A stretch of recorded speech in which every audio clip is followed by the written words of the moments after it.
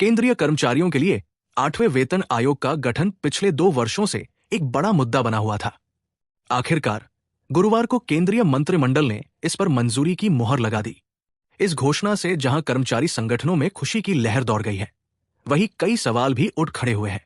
क्या मोदी सरकार बनाएगी नया रिकॉर्ड? सबसे बड़ा सवाल यही है। क्या मोदी सरकार इस बार वेतन आयोग की प्रक्रिया में इतिहास रचेगी?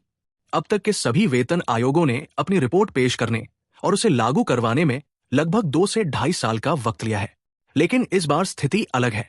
1 जनवरी 2026 से नया वेतनमान लागू होना है।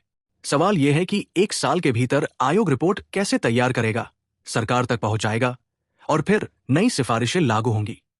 Confederation of central government employees and workers के महासचिव एसबी यादव ने इस मुद्दे को लेकर प्रधानमंत्री नरेंद्र मोदी को पत्र लिखा था। उनका कहना है कि वेतन संशोधन का चक्र 10 साल के बजाय 5 साल में होना चाहिए, क्योंकि बढ़ती मुद्रास्फीति और बदलती आर्थिक परिस्थितियों में ये अधिक उपयुक्त है। एक अन्य पॉजिटिव पहलू की तरफ देखें तो नए जमाने में तेज प्रक्रिया की उम्मीद की जा सकती है। यादव के अनुसार पहले वेतन आयोग के सदस्य विदेशों के दौरे कर अन्य देशों के वेतनमान और व्यवस्थाओं का अध्ययन करते थे। इस प्रक्रिया में काफी समय लगता था, लेकिन आज के डिजिटल युग में ये जानकारी ऑनलाइन प्राप्त की जा सकती है। तो क्या वास्तव में मोदी सरकार इस बार डिजिटल युग की ताकत का इस्तेमाल करके प्रक्रिया को तेज करेगी? पूर्व प्रधानमंत्री डॉक्टर मनमोहन सिंह के कार्यकाल में यह प्रक्रिया 18 महीने में पूरी हुई थी, जबकि पहले इसे पूरा करने में 2 साल लगते थे। अगर मोदी सरकार सही दिशा में कदम उठाती है तो ये समय सीमा और कम हो सकती है।